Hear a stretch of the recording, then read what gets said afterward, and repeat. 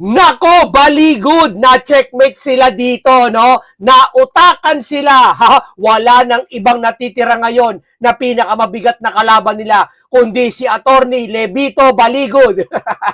Di ba? Kung hindi umubra yung iba, sige, okay, granted.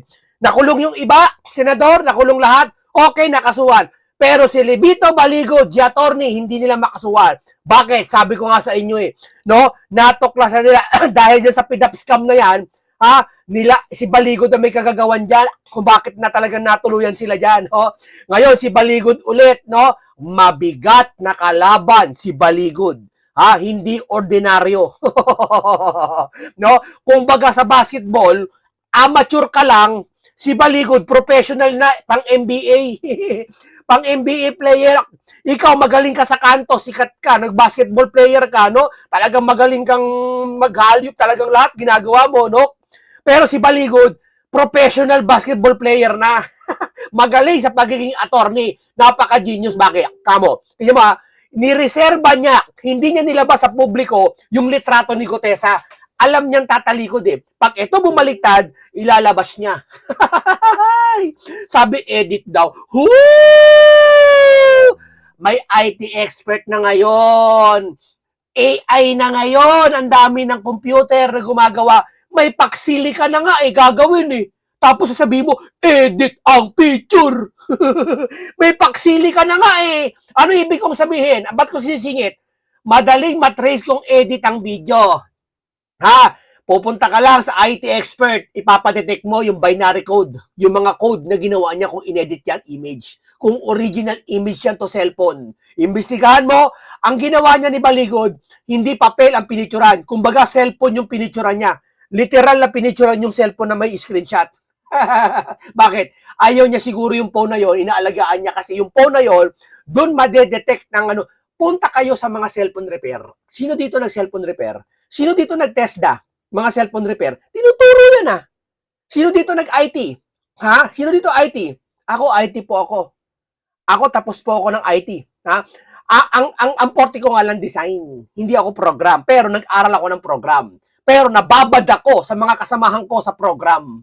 May kasamahan ako, sobrang talino ng program. Nagsasalita na nga pag gabi, madaling araw Hindi mo na makausap Bakit? Sobrang talino sa program no? Alam niya, sasabihin sa inyo, kapag ang picture edit, titignan kung talagang yung bang picture minanipula, alam ng mga IT expert, pero ba't ayaw nyo puntahan yung IT expert, sabihin nyo kung edit to. Ikaw, vlogger ka, nasa bahay ka, loyalista ka, sasabihin mo, edit ang picture ni Gutesa, nilagay ni Baligod.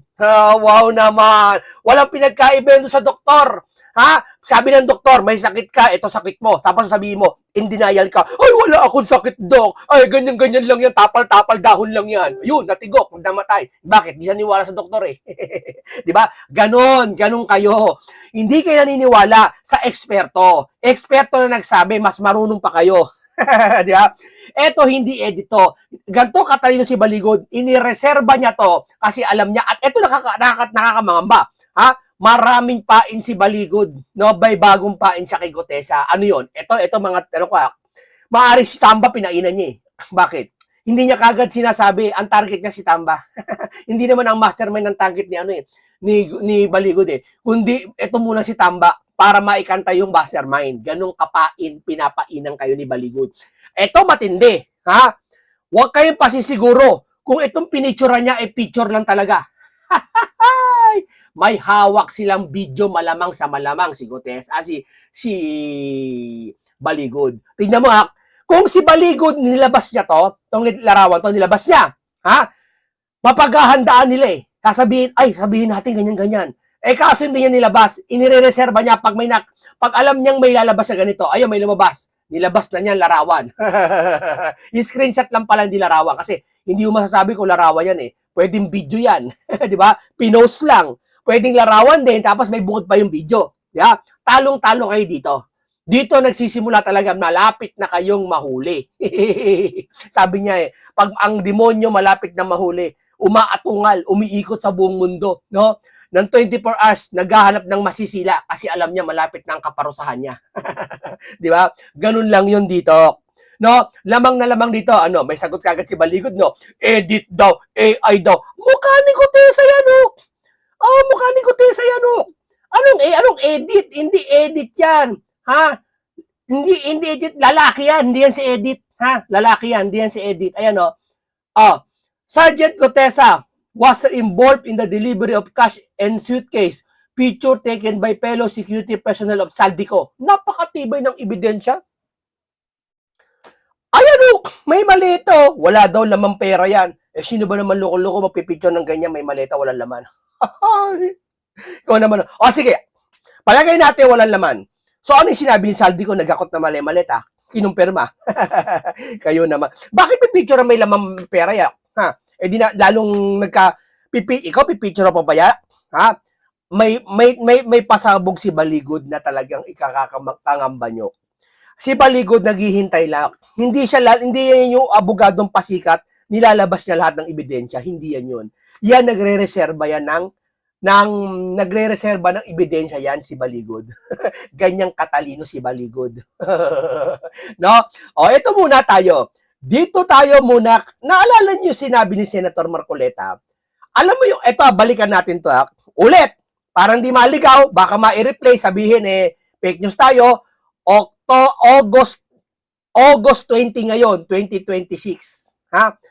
Ito yung sinabi ni Matt Marcoleta noon na kung saan nag-hearing sila sa Senate nung naagaw nila ang Senate President kay Tito Soto at napunta kay Cayetano pansamantala. At nagkandak kagad sila ng investigation dito sa Blue Ribbon. Si Amy, si Marcoleta at si Cayetano. Kasama yata yung ano. Painggan natin si Marcoleta, painggan natin na nagsalita dito. Akala nila malilimutan ng taong bayan. Ang nangyari, hindi malilimutan ng taong bayan na nangyari. Lalo ngayon, muulan. Lalo ngayon, si Gutesa. Nagkomanta, lalo yung pinaalala sa sambayan ng Pilipino. No, ayaw na nga namin, sige, partida na nga, ayaw namin, lilimutin na namin, kaso kayo nagpapaalala eh. Bakit? Hindi, yung panahon na nagpapaalala, pilit yung pitatakpan. na-scandal sa kasaysayan ng ating bansa. Sino mo makakalimot sa inyo? Ngayon po, nandito tayo kay umaga. Ang nagkusa lang na dumating dito ay yung mga taong merong pagmamahal sa kanilang bansa. Yun, totoo yan. Yung mga Marines yan. Iba nag-recant. O sige, mag-recant kayo, okay lang. Basta naisukan nyo na yung ebidensya. Wala problema mag-recant kayo. Gusto nyo, wala na kayo, wag na kayo meksene. Basta importante yung ebidensya na i-post doon sa, puntahan nyo yung post ni Chavit Singson, puntahan nyo yung post ni Baligod, puntahan nyo yung post ni Kuya Park, tignan nyo, nag-post sila ng mga picture, yung mga video. Yun yung katibayan, nagakot-takot sila. Huwag nyo sabihin AI yun. May IT tayo. Ikaw, pag nagkasakit ka, kayo ka pupunta? Sa mathematician? Baka sabihin sa'yo, sir, meron akong high blood. Baka sabihin sa'yo, sige, mag-times ka dyan. Complete mo lahat yan. Times 4, times 5, times 5. Siyempre, mathematician yung pinuntahan mo eh. Di ba sumakit ang ulo mo, ma-high blood ka? Pag may sakit ka, kayo ka pupunta? Sa construction worker? Pupunta ka? Pupunta ka sa doktor, sa nakakaalam, doon ka pupunta. Di ba? Ngayon, huling-huli na kayo. Dito pala, kaya nga si Senator Marcoleta na lagi nagpapaalala sa atin. Lagi nagsasalita sa atin paulit-ulit. Kaya nagrally ang INC, ang UPI, dahil dito. Malaking takipan to. Huwag niyong pakikinggan yung mga pinklawan, pati mga loyalista. Ang gusto lang nila manalo sa labang ito. Hindi nila gusto marinig ang tunay na katwiran. Ang gusto na nila ipanalo ang kung saan talo sila. kung gusto niyo pala manalo na natatalo kayo, hindi dapat huwag kayong makipaglaro sa buhay na to. Laruin niyo yung perdigana. Kasi yung perdigana, kung doon yung panalo kayo, kung kailan talo kayo. Dapat ganun. Huwag kayong makipaglaro dito para ang buhay parang chess. Checkmate kayo. checkmate kayo dito. Maniwala kayo. Checkmate kayo. Kanino? Kay Marcoleta, pati kay Baligod. Hoy. Yung mga taong ang gusto nila malaman talaga kung sino dapat managot sa Panginoon. Yung pong wala ngayon, Ito, magandang talata ng Biblia. Ito, tignan nyo, binalikan natin to. Bakit natin binabalikan yung mga ganito? Kasi may mga kababayan tayo, nilimot na yung ganito. Kasi nga, ipinalimot sa kanila ng ibang gobyerno sa atin sa mga pagtatakip na ginagawa nila. Dito tayo nagpapaalala yung mga sinasabing ganito. Sila na una nag-imbestiga. Hindi yung unang nakatuklas, hindi yun mali yun. Si Marcoleta unang nakatuklas. para ko lang nakita, basahin po ninyo ang isang tala sa banal na kasulat. Oh. Proverbs 28:1. Ito yan. Alam niyo ba ang kasulat doon? Tignan mo, ang gandang talata to. Napakagandang mensahe to. Lesson learned sa atin to. Ang taong makasalanan, ang taong masama, umiiwas nagtatago kahit walang gumahan. Wow. Wala na. Ang taong masama umiiwas kahit wala namang kasalanan. Ngunit yung taong matuwid, umuung ng parang leon. Yun, talaga. Ang taong walang tinatago, umuungal ng parang leon. Mali yung paniniwala ng mga loyalista na kapag maingay may tinatago. Isa nyo nakuha yun. Ni medical, ni scientifical, ni anthropology, psychology, lahat ng logic, na study of thinking, study of logic, wala nun. Kapag maingay ka, may tinatago ka. Hindi yun. Kapag maingay ka, may umaatungal ka parang leon, ibig sabihin, proud ka. Wala kang tinatago. Lumalabang ka talaga. Ito po ngayon ang ating kasaysayan ngayon. Makikita ninyo ngayon ang larawan. Okay. Okay, salamat sa iyo, Senator Dante Brocota. Aabangan namin ka magsalita tungkol dito kasi kayo po tina-target ng ni Gutesa ngayon. No, eto lang hindi eng-eng si Marcoleta. Ayoko muna banggitin. Baka madulas ako. Sa ano muna. Baka unti ka na ako madulas. No? Dito muna tayo kay Rowena, Attorney Rowena Guanzon.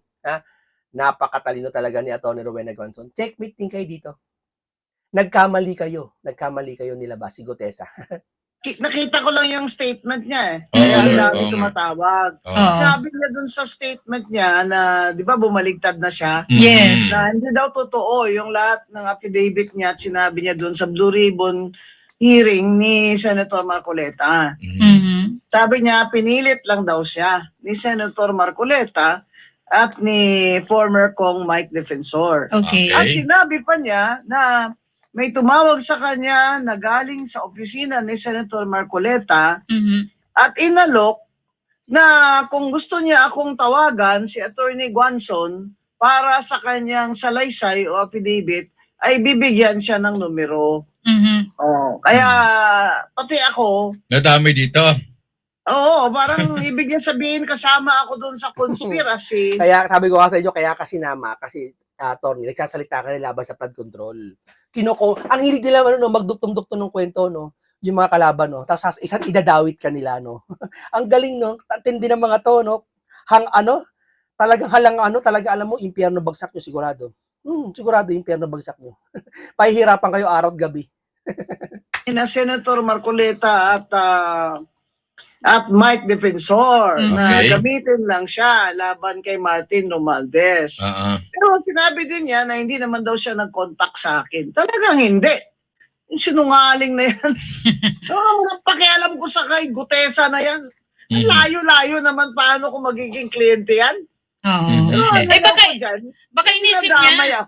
Tinadamay ako. Kasi alam nila na siyempre friend ako and supporter. Lahat ng naging kaibigan Duterte talagang ginagano nila, no.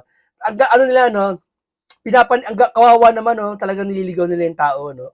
Kawawa sa bayan ng Pilipino. Yung 1 trilyon na sila mismo nag-announce, tapos sila mismo nagdi-deny. Parang ganito. Bigyan ko kayo analogy,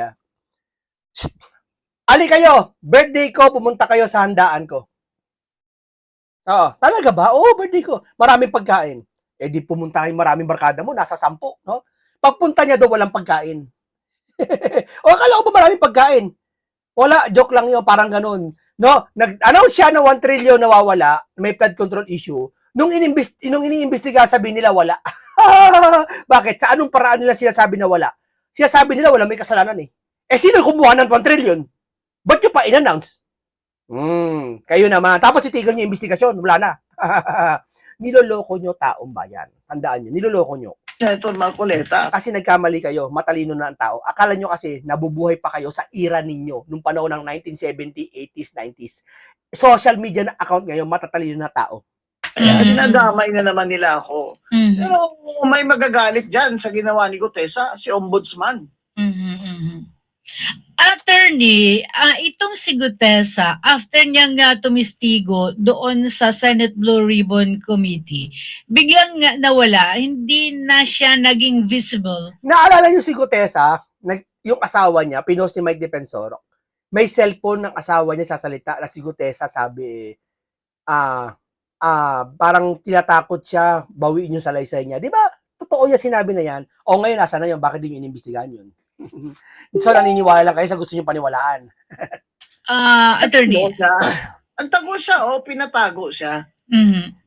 Sigurado naman, hindi naman si... Ako, obvious naman yan. Bakit babaligtad si Gutesa? Nakatestify na siya. Hindi perjury yun. Diba? Kasi nag-testify na siya under oath eh. Oo nga, Kung oo nga. pinabit lang niya, edi walang perjury dahil di naman siya naka-testify. Nag-testify siya doon. Mhm. Kung pinilit lang siya, dapat, di ba makikita mo naman kung ang behavior ng taong pinipilit. Mhm. Aha. Kaya, sigurado na maleta siya. Namalita. Na maleta Namalita talaga yan. si Gutesa. Hindi ko muna pala sasabihin na kung nabigyan siya o hindi. Pero, hindi ka na paniniwalaan, Gutesa, sa sinasabi mo ngayon. Hindi. Malabo yan. Si Saldi ko nagpatotoo sa'yo. Yung amo mo nagpatotoo sa'yo. Kung saan sumasahod ka. Mas maniniwala kami sa amo kaysa sa'yo. Pero sa tingin mo Okay. rito, attorney, kasi nung una merong yung mismong 18 mari, may 4 na bumaliktad, di ba? Tapos sumunod to si Gutesa. Sa tingin mo, sino yung mga nasa likod dito para itong mga taong ito ay bumaliktad sa mga unang testimonya? Sabi ko mga under oath to si Gutesa. Sig sabihin, lahat ng mga niya pinagsasabi niya doon ay pawang katotohanan. Pero ngayon, nadiin yung dalawa. Tingin mo, anong klaseng tactic to? Sino ba ang beneficiary niyan? O, tama. Sino beneficiary niya to? Di ba? Yung Ayun. pagbaligtad Si Tamba. ng 4 na yun at ni Gutesa, hindi ba si Martin Romualdez? Ayun. So, kung sino yung beneficiary niyan, siyempre siya yung pagdududahan natin. Siya yung may nito, Mhm. na gumalaw nito. Mhm. Ngayon, ito problema na yun, yung 4 na yun, at ni Gutesa, dahil nag-announce na ang ombudsman, na pwede silang kasuhan yung 4 na yun, na kasama sa plunder Mhm. ni Martin Romualdez. Mhm. Mhm. Kasi sa plunder naman, pag nag-deliver sila o nag-receive sila, kasabwat sila. Mhm. Edi namin nila, nakasabwat sila. So, una nila ang affidavit. Ngayon, kaya nga sabi ko, dapat isama din ng ombudsman si Gutesa doon sa kaso ni Romualdez. Mhm. Kasi, para malaman talaga ng Dapat isama talaga yan. Yung forma rin niya na nag-recant ikinasuhan ni Ombudsman eh. Ito pa kaya si Gutesa, huwag mong kasuhan. Kasuhan mo si Gutesa, Ombudsman. Perjury yan, niloko tayo, nag-oath. Biri mo, nag-oath ha. Tapos di mo paniniwalaan, niloko sambayan ng Pilipino, pati ang Senado ginamit. Sige nga. tao sa husgado kung totoo ba itong mga pinagsasabi niya. Kasi yung ibang kasama niya, sinabi din na kasama sila sa pag-deliver ng mga mali-malitang milyon-milyong piso na tikbakan. Mhm. Pero paano na yung iba? Kasi kahit mag-withdraw si Gutesa at yung 4, meron pang ilan pa ba yun? 5 minus 18? O di may 13 pa. Oo. Mhm.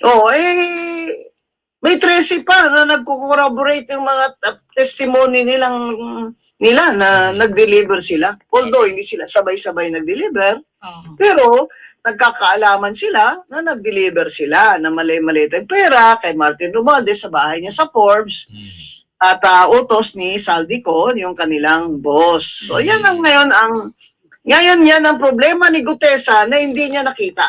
Dahil ngayon, ombudsman na ang kalaban niya. Nagkamali sila. Ang tawag, at tatandaan nyo ang taong desperado na, parang ganito, yung magnanakaw po, literal na magnanakaw, hinabol ng mga pulis, tumatakbo. Yung magnanakaw ba saan sumusuot? Kahit sa imbornal, susuot yun eh. Di lang bisa nababaltaan kayo, sumuksok sa imbornal.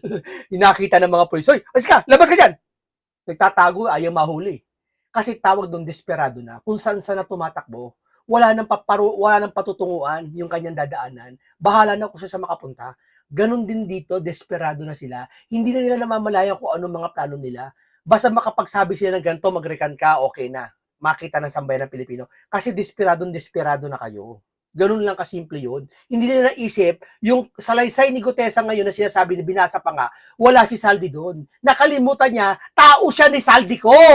Hindi tao ni Marcoleta. Hindi si Senator Marcoleta. Dinadamay lang kami dito kasi alam nila na supporter ako and friend of Senator Marcoleta. Pero kung layo naman ang kwento nitong Gutesa na ito, Okay. bakit man gagawin yung salaysay niya? Sino ba yan? Parang, Okay. parang sino ba yan si Gutesa para bigyan ko siya ng panahon ko ba? Tsaka, mga ganyang klaseng tao, parang layo naman yan sa akin, di ba? Wala akong access dyan. I mean, I don't want to have anything to do with them, di ba? Ang binanggit mo kanina, attorney, yung mga nakinabang dito, yung pagbaliktad ng yung 4 na Marine at pagbaliktad ngayon ni Gutesa, sabi mo, ang makikinabang dito ay si dating Speaker Martin Romualdez. Pero, doon mismo sa zona ni Pangulong Bongbong Marcos, binanggit niya di ba, na uusad na yung kaso at hinahanda ang kaso laban sa Wala, ano lang yung fake lang yun. Fake lang yun. ating Fake bait yun. speaker. No, hindi naman niya pinapangalanan. Parang hindi niya masambit yung parang si Darth Vader sa Star Wars. He who cannot be named. Ano ba? Minipit ba mga dila nila? Takot sila dyan kay Martin kasi si Martin lahat nakakaalam. Pag dilaglag nila si Martin, laglagan lahat. Sabihin ko sa inyo, laglagan na to. Na hindi nila masabi ang pangalan niyang pinsan niya. Eh di matagal na po yung zona na yan. Napakatagal na. Last Ito ang lupit. Ito talagang si Atty. Rowena Guanzo, may video talaga siya. Ito video. Talagang agad siya nagsalita, agad siya nagpa-public media, nagpa-public media nga dito sa Net 25 sa Agila News. Agad siya nagpa-video ng ganitong talakayan. Ibig sabihin talaga, hindi siya guilty. Talagang dinidepensa niya sarili niya. Naglabas kagad siya ng video, si Rowena Gonzon. year pa, sinabi natin magkukulong siya. Wala naman siya nakulong. Ngayon, kailangan patunayan na yan ni BBM at na Ombudsman na itong si Martin Romualdez ay hindi po yan untouchable. Ayan, si Gutesa, nadagdagan pa ngayon. Akala ni Gutesa nakaisa siya. Ngayon, sakit ng ulo niya. At ngayon, sigurado, pag dinamay siya ng Ombudsman sa plunder case, kasama siya. Makukulong ni Martin Romualdez. Kasi hinog na yung kaso na yan Yan sinasabi ng Ombudsman Hinog na yung kaso na yan ni Romualdez. Oo. Ombudsman, tiwala kami sa iyo para patas ka. Pag yan, hindi mo na ibig sabihin bias ka. May ebidensya. Bago nyo sabihin, hindi totoo yung bintang kay Martin, patunayan nyo muna yung ebidensya peke. Na mali-maleta, may video pa. Patunayan nyo. Yun ang patunayan nyo. Wala kaming pakialam sa Gutesa o 18 Maris na patunayan yung peke sila. Ang patutunayan nyo yung ebidensyang nilabas nila. Yun ang patutunayan nyo sa amin. Di ba? Nag-aaral ng mabuti kasi siyempre si Romualdez, maraming abogado, maraming pera, di ba? Kaya matitinik din yung mga depensa niya. Pero sa presinto ka na magpaliwanag, kumbaga, di ba? Kinulong nyo nga si Senator Marcoleta na walang perang ni isang kusing galing sa gobyerno, ginawa niyong plunder, yan pa si Martin. Oo, doon siya dapat sa kulungan, sa pinakamainit doon na selda, para pumayat siya. Grabe, wala nang ano, parang wala nang matrust ang mga tao ngayon. Sino ba ang masasandalan natin na totoo? Di ba? Wala. Hawak nila lahat eh. Hawak nila lahat ng kapangyarihan eh. Kaya dapat patunayan ng ombudsman sa atin. Para makulong na yan si Martin. Kawawa taong bayan, no? Kawawa ng mga kababayan, no? Yung mga business sa mga business sector, nagbabayad ng buwis tuwing renewal January. Nagbabayad yan eh, di ba? Pupunta kayo sa mga city hall, di ba? Napunta kayo ng mga business nyo, kahit karinderya lang, barbecue, di ba? Nagbabayad kayo ng tax. Nagbabayad kayo ng buwis sa pupunta kayo sa lugar, sa business permit, di ba? Tama, nabayad kayo. Tapos lahat tayo nagbabayad ng tax sa mga bilihin, sa ospital, lahat ng tax meron tayo. Napupunta sa gobyerno, yung pinapasahod nila sa ating galing yun. Tapos wala tayong kakampi, no? Grabe, no? Tindi nilang ginagawa nila, no? Parang pinapasahod natin sila, tapos hindi tayo pinatatanggol, no? Binabastos tayo. Maldit, sama na si Gutesa at saka yung apat. Parang nagugulumihanan, ano? Dati-dati naninindigan, and then bigla na lang, eto ngayon, sumabog na naman ang ganitong mga balita na pag-uusapan naman. Mapipinpoint ba natin talaga, attorney, kung sino ang yung tinatawag na mastermind sa nangyayaring itong katiwalian sa bansa? Kung ganito yung mga nangyayaring usapan. Ayaw siyempre ni BBM. Naisipin natin ng mga Pilipino at ng mga pinag-uutangan niya na siya ang mastermind ng flood control funds corruption. Di ba? Na naging sikat siya sa buong mundo. Ayaw niya siyempre. Kaya gusto rin niya na makulong si Martin. Di ba? Kasi hindi naman Safety first na lang yan. Oo. yan kakasuhan ng ombudsman eh. Kung hindi siya, kung makikialam siya eh. So at the least, hindi siya nakikialam sa ombudsman. And, to his credit, Ombudsman Remulla, pag tinuloy niya ito, pilinda ako sa kanya. Kumbaga, ayaw ni BBM na ituro siya as mastermind. Kaso, itong si Martin Romualdez ngayon, sinabi niya rin, di ba, sa video niya. Nasa executive. Totoo yan, di ba? Sabi ni Guanzon, no? Alam din niya, may video. may resibo si Guanzon. May video kami, may video si Guanzon. May video lahat tayo. Na I will not go alone. I will not go down alone. take you with me. Marami akong alam sa Magtuturo administrasyon din siya. nito. Oo. Magtuturo din siya. Magtuturo siya, tapos bigla hindi siya magtuturo. Wala siyang kasalanan. Niloloko mo ba kami? Kung ikukulong na rin lang din siya, edi magturo na rin siya. Hindi ba? Parang gusto natin malaman ang katotohanan. Edi sige, pero kulong muna siya.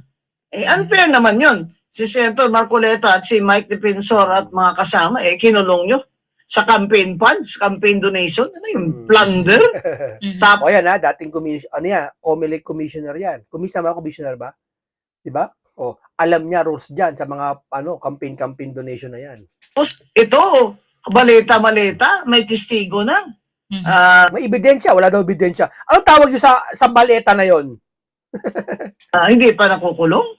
Yun nga ang ng mga tao na hindi na injustice na ito kay Senator Marcoleta at kay Mike Defensor, itong ginagawa ng ombudsman. Matutuwid niya lang ito kung si Martin din ay pakukulong niya at makapiyansa si Senator Marcoleta at si Mike Defensor. Possible ba na makapaglagak ng bail ang dating senador, attorney? Opo, pero siyempre it will take time, no? Ako, saludo ako kay si Senator Marcoleta. Sino dating senador? Senador yan. Ayaw niya talagang magpa-hospital arrest kagaya ni Bunuan. Titiisin ang init doon pumunta ako natin Laila, ang init. Ang init talaga doon sa selda, grabe. Kasi yung 5th floor, bubong na yun Pinakataas na yun. Gusto ko nga ikulong na lang si Martin doon sa bubong na. Ganun na Kaya talaga. talaga, Kasi attorney. siya talaga ang pinakataas-taasang nasasakdal. O, di ba? Ang galing ni Guanzo, no? Ang galing niya, no? Si Martin ang kataas-taasang nasasakdal. Pero alam natin kung sino. Pero sinabi niya yun. May bubulgar tayo sa susunod na. Yan siya ng doon, parang rooftop. Ba tawag doon? Deck. Roof deck. Oh, Hindi, yan. atik na lang, atik. Atik na lang daw, atik na lang para daw. video social. Atik. Oh, atik, oh. Ah. So, ayaw talaga ni Senator Marcoleta. Ayaw na matanda talaga. Sabi niya, hindi ako mag-hospital arrest. Oh. Diyan ka mahiya, Secretary Bunuan, kaya magturo ka na. Okay. Dito Na, sa at least, Hindi siya pwede magturo Secretary Bonoan. Dapat gawing state witness talaga para sa akin Hindi siya magtuturo kasi pag nagturo siya, tuturo din siya ganito lang kasimple yan pag nagturo ka, bakit? Hindi mo naman, kundi naman dahil sa'yo, hindi kami magbibigyan ng pera. Di ba? Ituturo din si Bonoan Kailangan may immune siya. Kailangan gawin siya state witness para magturo siya. Yun lang yun Kaso ayaw lang gawin state witness si Bonoan Mawatak talaga sila, no? Pag kailangan ng state witness, di po pwede. Pag po pwede state witness, di nila gagawin. Basta papabor sa kanila yun. Tapos si Diskaya, hindi nila ginawang state witness. Di ba? Kasi magtuturo si Diskaya. may naman pasalamatan sa iyo yung mga apo mo. Oh. Di ba? Oh. Yan ang advice ko po. Unsolicited advice sa Secretary Bunuan. Okay. Yeah. Pagtakpan Okay, maraming salamat Senator Dante Marcoleta at Atty. Rowena Gonzon. The best talaga kayo, no? Dito talaga checkmate, di balikod kayo. Talagang wala na. No, at Gonzon, may video ito, may video. May nilabas na video, Gonzon naglabas ng video. Itong video na to. Na ito ang ebidensya talagang maramdaman nyo. Martin, magsalita ka katulad ng nila Rowena Gonzon. Magsalita ka. Hindi abogado mo magsalita ka tungkol dito. Di ba siya sabi nyo kay Sara, ayaw magsalita ni Sara, guilty si Sara. O sige, okay, guilty. Okay, granted, guilty si Sara. So, ibig sabihin, yung pamantayan nyo pagiging guilty, ayaw magsalita. Si Martin, ayaw magsalita ngayon. So, guilty rin. Ganun kasimple lang yun. Ganun kasimple lang yun. Okay, maraming salamat. Ingat lagi kayo. Paalam po sa inyong lahat.